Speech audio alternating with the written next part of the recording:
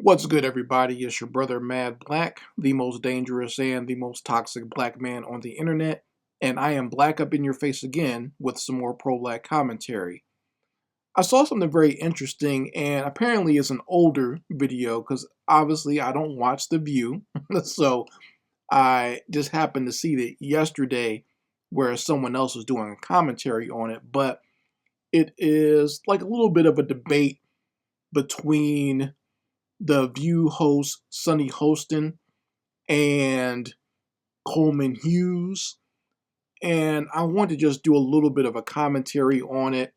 This probably won't be that long at all, but I really wanted to comment on what was going on here and what we as a people have to watch out for.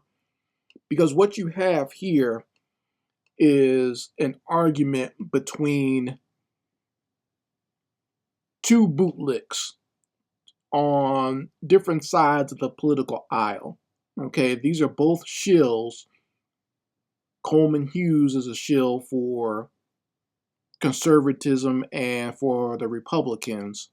And on the other side, you have Sonny Hostin, who's on The View, who is basically just another shill for the liberals and the Democrats. Okay, you saw her very recently. She's been out here just acting a fool on The View and being very rude and very disparaging towards anyone who didn't just bow down and support Kamala Harris, right? So she's been one of the main ones out there, especially like tearing down black men or anybody who just didn't give their undying support to the Democratic Party, right? But 8 months ago, she had this debate here, and it wasn't really much of a debate, but she had this disagreement here with Coleman Hughes. And for those who don't know who that is, here's a picture of him right here. Okay, and this was my first introduction to Coleman Hughes because I remember this video very well. And then all of a sudden, it seemed like he started popping up in all these other spaces where he started getting a lot of attention for being this young black conservative. And anytime you have a young black male who is pushed by the conservatives and Republicans as someone that you should be listening to or someone you should pay attention to, all I have to say is you got to watch that Negro. You got to keep a close eye on that Negro, okay? And the reason being is because Coleman Hughes is one of these people who he preaches that, racism doesn't exist or racism is not as big of a problem as black people make it out to be. So, of course, conservatives are going to push that all the day long, okay? This fool has been allowed to write books. He's done TED Talks. He's been interviewed on several different shows. He's been on like Joe Rogan. He's been on, different like daytime platforms. Yeah, he's been interviewed on different like popular podcasts. Just it's just amazing to me when these types of people just pop up out of nowhere, right? Like you never heard of them before, you never thought of them before, but then all of a sudden they get this big push to be the the black conservative you need to listen to. His philosophy is so groundbreaking that you need to listen to it. And for one thing, there's nothing new or innovative about what Coleman Hughes is saying. This is old rhetoric. This is old Negro talk. All right. And when I mean by old Negro, I'm talking about those old musty Negroes like Thomas Sowell and people like Jesse Lee Peterson and Larry Elders. It's all that same old nonsense. It's the same old, same old. The same playbook and the same rhetoric that was given to these black conservatives by white bigots a long time ago. It's just that Coleman Hughes is young and he's kind of effeminate. So, people would assume, based on some of his early pictures and his early introduction to social media, that he would be a liberal, right? But instead of being a liberal, he has decided that he wants to be a big fish in a small pond. And, there's not many young blacks in the conservative side, so he decided to hop over there and hustle over there, right? So I can already tell you that he's probably paid by some of these conservative foundations, and he's probably been boosted by a lot of them. He's going to deny that, but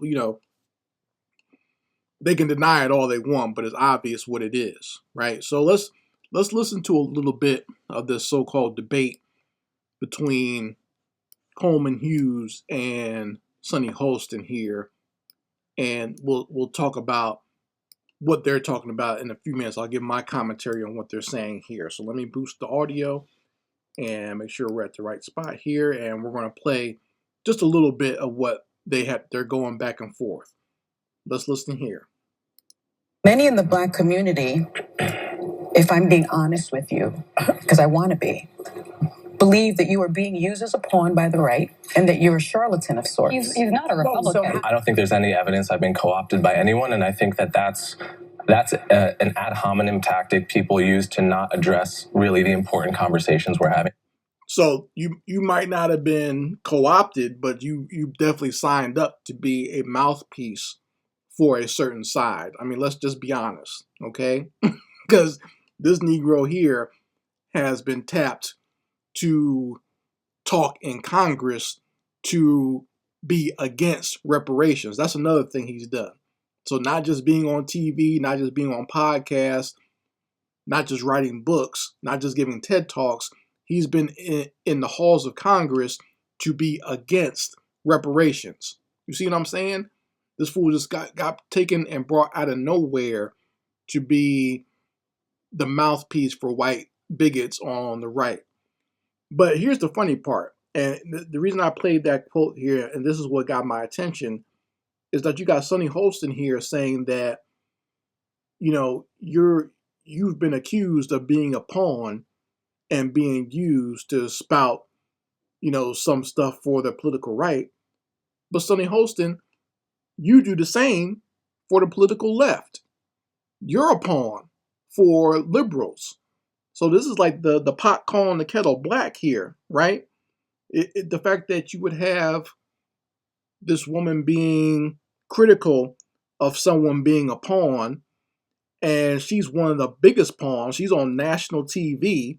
She's obviously getting paid to spout her nonsense, and she says some very egregious things, especially like within the last 3 months or so, since Kamala got the nomination to be president, right?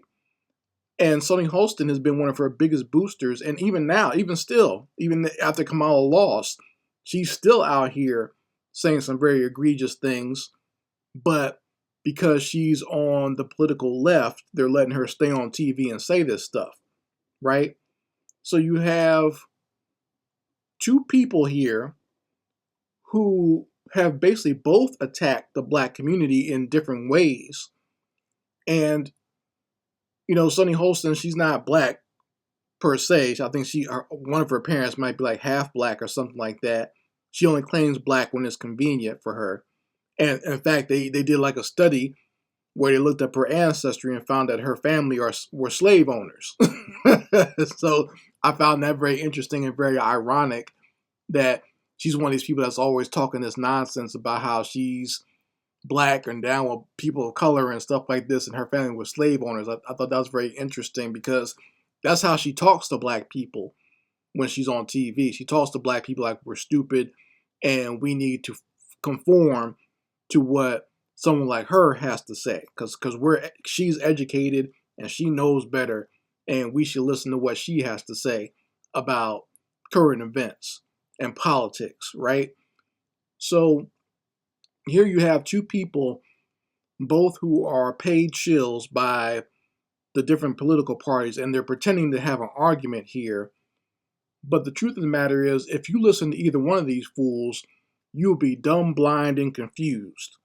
All right? You can't let these types of people play in your face and pretend like they're an advocate for you. Because first you have someone like Coleman Hughes telling you that the solution is to just basically bury your head in the sand and pretend that race doesn't exist, and that we have to look at things from an economic standpoint, or look at things by class. The Republicans and the bigots, they've been pushing that nonsense forever, making it seem like race is not a thing, right? But here's the contradiction is when black people want to showcase discrimination, or we want to talk about racial disparities, they'll say race doesn't exist, but they'll say race exists when it comes to criminalizing and also demonizing black people.